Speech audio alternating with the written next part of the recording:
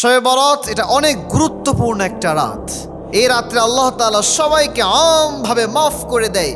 এখন অনেকে প্রশ্ন করে, হুজুর, শবে বরাতের নামাজ কত রাকাত এবং শবে বরাত উপলক্ষে কয়টা রোজা রাখতে পারি? মা বোনদের জন্য এই শবে বরাতকে উদ্দেশ্য করে স্পেশাল কোনো আমল আছে কিনা এই বিষয়টা আজকে আমরা জানার ট্রাই করব ইনশাআল্লাহ। দেখেন, প্রথমে আমরা বলবো শবে বরাতের নির্দিষ্ট কোনো রাকাত উল্লেখ করে নামাজ নেই। শবে বরাতে আপনি যত বেশি নফল নামাজ পড়তে পারেন এটা আপনার জন্য তত বেশি কল্যাণকর হবে, কারণ সেই রাত্রে আল্লাহ তাআলা সবাইকে আমভাবে মাফ করে দিবেন। এবং চেষ্টা করবেন শেষ রাত্রে তাড়াতাড়ি উঠে যাবেন, তাহাজ্জুদে জায়নামাজে দাঁড়িয়ে যাবেন। ব্যাস ওই জায়গাতে দাঁড়িয়ে 2 রাকাত হোক 4 রাকাত হোক নামাজ পড়বেন, আল্লাহ তাআলার কাছে মাফ চাইবেন। যদি আপনি এইরকমভাবে আল্লাহ তাআলার কাছে মাফ চাইতে পারেন, আপনার জীবনে যতগুলো ভুল হয়েছে সেগুলোর জন্য ক্ষমা চাইতে পারেন, আল্লাহ তাআলা আপনার জীবনের সব গুনাহগুলো মাফ করে দেবে। আবার অনেকেই বলে যে এই যে আমরা নামাজ পড়ব 2 রাকাত 4 রাকাত অথবা যার যত রাকাত মন চায়, এই নামাজের জন্য কি স্পেশাল কোনো সূরা আছে? অনেকে বলে সূরা ইখলাস ছাড়া নাকি নামাজ হবে না, সূরা ইখলাস 30 বার পড়তে হবে, 60 বার পড়তে হবে।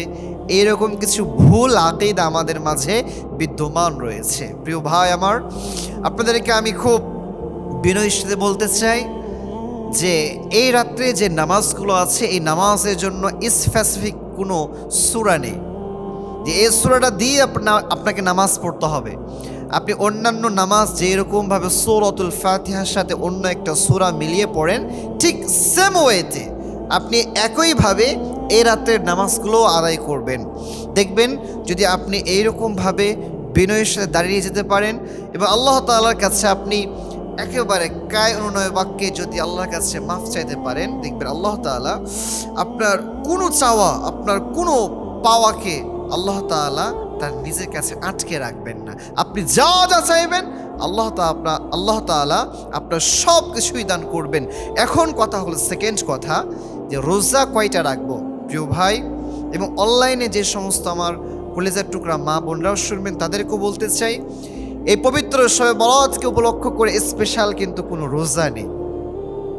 যদি আপনি মনে করে থাকেন যে শবে বরাতকে উপলক্ষ করে হয়তো রোজা আছে, ইটস টোটাল রং। এটা একেবারে ভুল একটা ধারণা। শবে বরাতকে উপলক্ষ করে স্পেশাল কোনো রোজা নেই। তবে হ্যাঁ, তারপরে যে রোজাটা রাখে এটা হচ্ছে আইয়ামে বীজের রোজা, অর্থাৎ প্রত্যেকটা মাসের যে 3টা রোজা রাখা হয় 13, 14, 15 তারিখ, এটা হলো সে রোজা। যদি আপনি সে রোজাটা রাখেন তাহলে আপনি আইয়ামে বীজের যে সওয়াব আছে সে সওয়াবটা পাবেন। বাকি আপনি রোজাটা রাখতে পারবেন, কোনো সমস্যা নেই।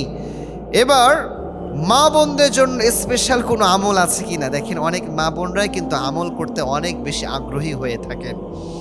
সেই ক্ষেত্রে আমি বলবো যে না, মা বোনদের জন্য স্পেশাল কোনো আমল নেই। পুরুষদের জন্য যে আমল ঠিক একই আমল নারীদের জন্য। পুরুষরা যেমন নামাজ পড়বে নারীরাও তেমন নামাজ পড়বে। পুরুষরা যেমন তাহাজ্জুদ পড়বে নারীরাও তেমন তাহাজ্জুদ পড়বে। পুরুষরা যেমন তার পরের দিন রোজা রাখতে পারে আইয়ামে বীজের রোজাটা, নারীরাও ঠিক সেম ওয়েতে তার পরের দিন রোজা রাখতে পারবে। এর মধ্যে কোনো পার্থক্য নেই।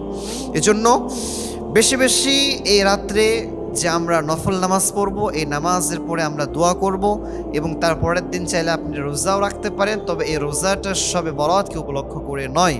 আল্লাহ তাআলা আমাদের সবাইকে এই শবে বরাতের যে ফজিলত আছে, এই শবে বরাতের যে গুরুত্ব এবং সিগনিফিকেন্স আছে, এগুলো বুঝে এই শবে বরাতকে উপলক্ষ করে আমাদের বেশি বেশি আমল করার তৌফিক দান করুন। সবাই পড়ছি আমিন।